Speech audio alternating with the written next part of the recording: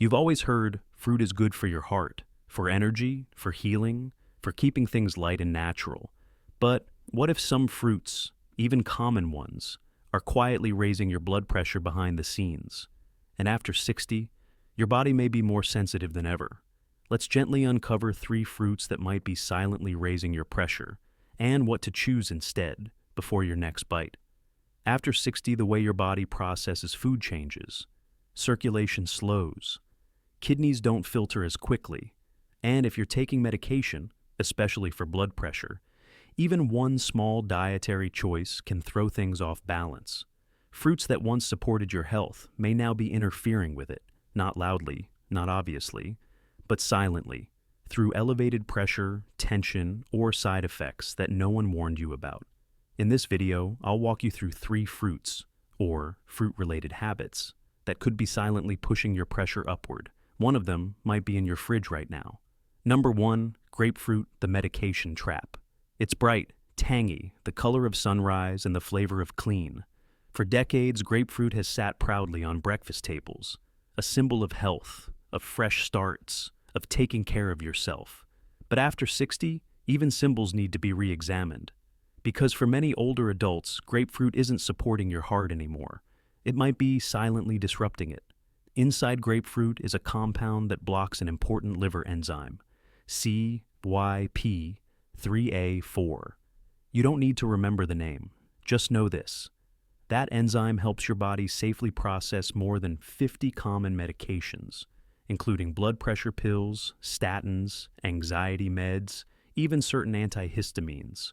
When CYP3A4 is blocked, your medication doesn't get broken down. It builds up, slowly, silently, until a normal dose becomes an overdose inside your own bloodstream.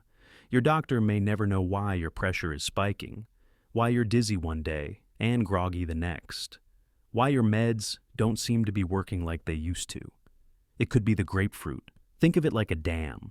Every morning you take your medication. It enters your bloodstream, but the grapefruit blocks the exit, so the water rises. And one day, it floods. I once spoke to Geraldine, 72. She ate half a grapefruit every morning. Her pressure bounced like a yo-yo. Her doctor increased her dose, but no one asked about her breakfast until one nutritionist finally did.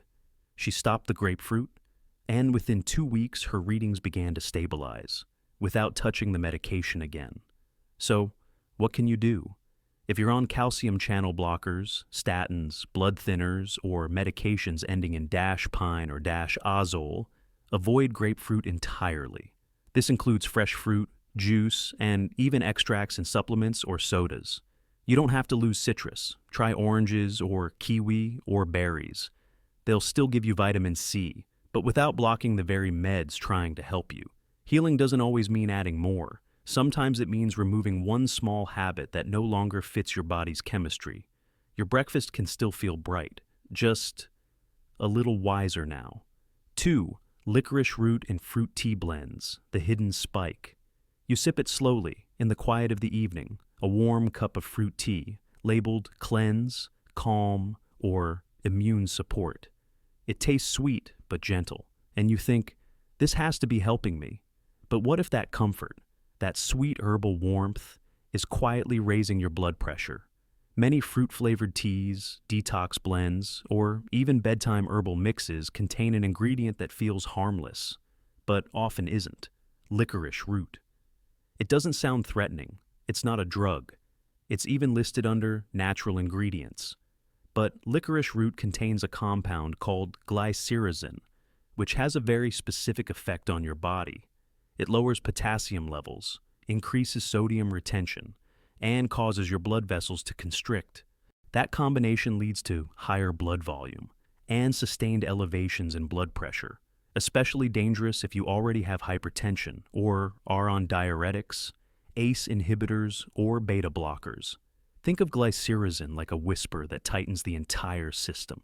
It doesn't feel sharp, but it quietly nudges your pressure higher, cup after cup. I once met Rita, 69. She was careful with her salt, took her medications on time, walked daily, but her numbers hovered high, and no one knew why. Then her daughter checked the tea cabinet. Her favorite blend? Berry Relax. Second ingredient, licorice root. They switched it out. Rita moved to hibiscus and lemon balm instead. 2 weeks later, her systolic pressure dropped 10 points. She said it wasn't dramatic, just easier. Her mornings didn't start with pressure in her chest, and her sleep felt less tight. So, what's your rhythm? If you drink herbal tea regularly, check the label. Look for ingredients like licorice root, glycyrrhiza glabra, or sweet root. Choose blends without it: hibiscus, peppermint, pure fruit pieces, or rooibos. And remember, sweetness in tea doesn't have to come from a root that behaves like cortisol, because what calms your nerves shouldn't stimulate your vessels. And when it comes to healing after 60, even your evening ritual matters. Let the warmth in your cup truly reflect the softness your heart is asking for. 3. Canned and dried fruit with added sodium, the silent tightening. They sit neatly on shelves, colorful, tidy, convenient. A bag of dried fruit, a can of fruit cocktail. It feels like a safe shortcut, a better-than-nothing choice. But after 60, your body begins to notice the things that used to slide under the radar. And sometimes, what we think is healthy tightens us from the inside. That's what happens with added sodium in preserved fruits. Most people expect sodium in chips or soups, but not in raisins, not in canned peaches. Yet many packaged fruit products include preservatives like sodium benzoate or hidden salts used to preserve color and extend shelf life. And those small amounts, repeated daily, build up in your bloodstream. Sodium pulls water into your vessels. It increases volume. It makes your heart push harder against its own plumbing. Think of it like a hand gently squeezing a garden hose. At first, you still get water, but the pressure inside rises, quietly, then constantly. I once worked with Martin, 71. He ate dried mango as a daily snack, said it was better than candy, but his blood pressure never stabilized.